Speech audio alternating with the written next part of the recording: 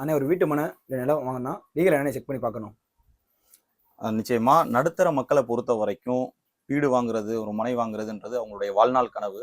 அதை பொறுத்த வரைக்கும் ரொம்ப தெளிவா ஆவணங்களை சரிபார்த்து வாங்கணும். முதல்ல நீங்க ஒரு நபரிடமிருந்து வாங்கும் பொழுது அவங்களுடைய கிரைய ஆவணங்களை நீங்க முதல்ல வெரிஃபை பண்ணுவீங்க, அதை ஆராய்ஞ்சு பார்ப்பீங்க. அதற்கு முந்தையமான ஆவணங்கள்ல பேரண்டல் டாக்குமெண்ட், தாய் பத்திரம் சொல்லிட்டு இந்த 2 ஆவணங்களை மட்டும் வாங்கி 1975ல இருந்து தான் ஒரு என்எம்பரன்ஸ் சர்டிஃபிகேட் ஈசின்றது வில்லங்க சான்றிதழ் நீங்க போட்டு பார்த்து அதை பேஸ் பண்ணி ரெவன்யூ டாக்குமெண்ட்டை வச்சு பட்டா ஒரு ஆவணத்தை பதிஞ்சிருக்கீங்க. அதை தாண்டி சில விஷயங்கள் செய்யணுன்றதுக்கான பதிவு தான் இது. ஏன் அப்படின்னா யூடிஆர் காலகட்டம் அப்படின்றது 1979 நில உடைமை மேம்பாட்டு திட்டத்தில் சில சேஞ்சஸ் இருந்துச்சு. அந்த காலகட்டம் 1979ல தொடங்கி 1987க்குள்ள அதை முடிச்சாங்க.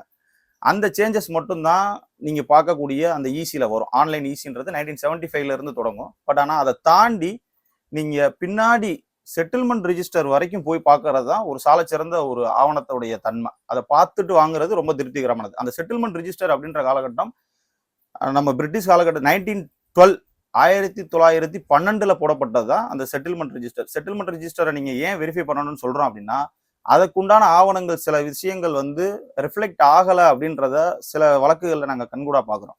ஏன் அப்படின்னா பேங்க்ல கடன் கொடுத்த டாக்குமெண்ட், பேங்க்ல கடன் வாங்கிட்டா அந்த ப்ராப்பர்ட்டிஸ் சரியான ப்ராப்பர்ட்டியா இருக்கும் அப்படின்ற மக்கள் நம்பிக்கையிலாம் நிறைய பேர் வாங்குவாங்க.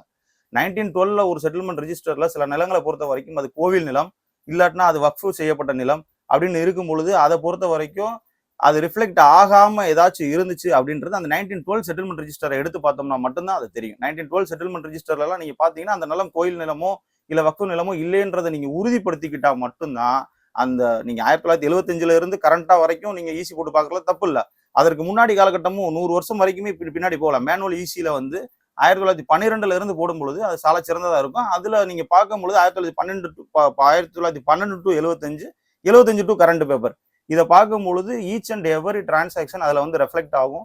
இன்க்ளூடிங் யூடிஆர் கட்டத்தினுடைய சேஞ்சஸ் இருக்கும். அதுல பார்க்கும் பட்சத்துல தெளிவான டாக்குமெண்ட் யார் பேர்ல இருந்து இப்போ வரைக்கும் சரியா இருக்குன்றத பார்த்து செய்யும் பொழுது ஏன்னா சொத்துன்றது திருப்பி நான் சொல்லக்கூடிய ஒண்ணுதான். நடுத்தர மக்களை பொறுத்த வரைக்கும் அது அவங்களுடைய வாழ்நாள் கனவு. அதுல எந்த விதமான பிரச்சனையும் இல்லாம, வில்லங்கம் இல்லாமல் சரியான இடத்துல சரியான பாதையில அவங்க அந்த இடத்துல போய் உட்காரணும் அப்படின்ற அடிப்படையில தான் இந்த ஆவணங்கள்லாம் சரி பார்த்து வாங்குறது மிக சால சிறந்ததுன்றது தான் என்னுடைய கருத்து.